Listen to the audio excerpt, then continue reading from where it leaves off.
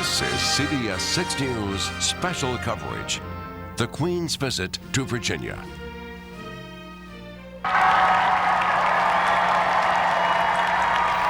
"400 years ago, the British made the journey to the New World. Today, Queen Elizabeth II did the same thing. The first time she's been to Virginia in more than 30 years.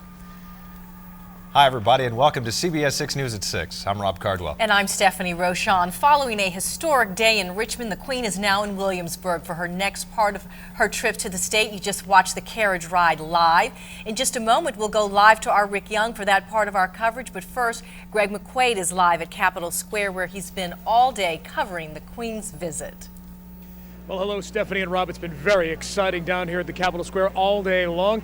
Queen's visit, her historic trip to Richmond, didn't really last all that long. She was here for less than 2 hours. There was a lot of excitement on the outside of the Capitol as well as the inside. Many people had to brave the rain.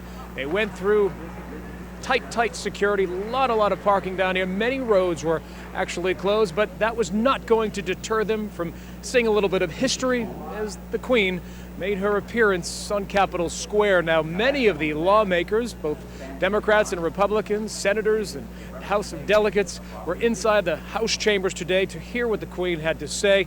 And we want to send it now to my colleague, Lorene Martinez, who has that bit of the story. Lorene?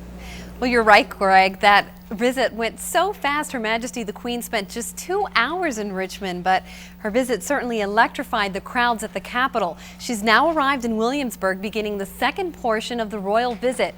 She and her husband, Prince Philip, did what many of us enjoy in the historic colonial city. She took a carriage ride down the famous Duke of Gloucester Street. Now, of course, when we go there, we have to pay to rent a carriage, but the royals, well, they brought their own, one of the 100 in the royal collection, and spectators lined up for hours, and they were not disappointed. I got a chance to watch that procession. Now, in case you missed any of the events from earlier today, here's a quick look back. The Queen of England is here, her 5th official visit to the United States well underway.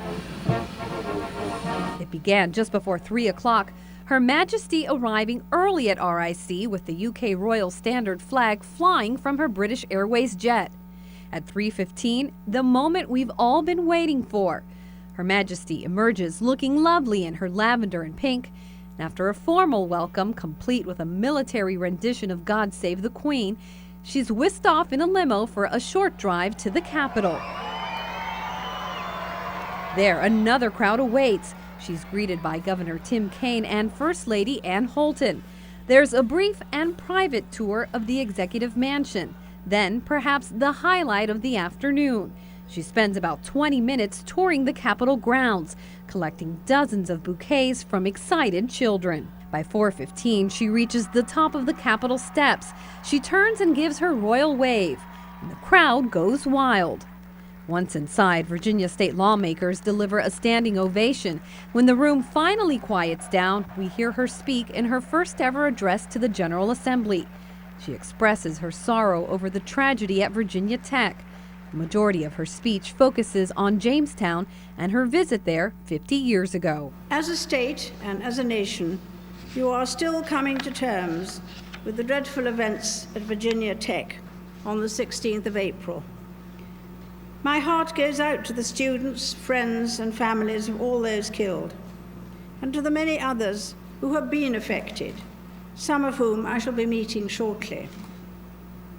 On behalf of the people of the United Kingdom, I extend my deepest sympathies at this time of such grief and sorrow. With the benefit of hindsight, we can see that in that event, the origins of a singular endeavor, the building of a great nation founded on the eternal values of democracy and equality, based on the rule of law and the promotion of freedom. Her Majesty's speech is short, but having her here means so much to so many people.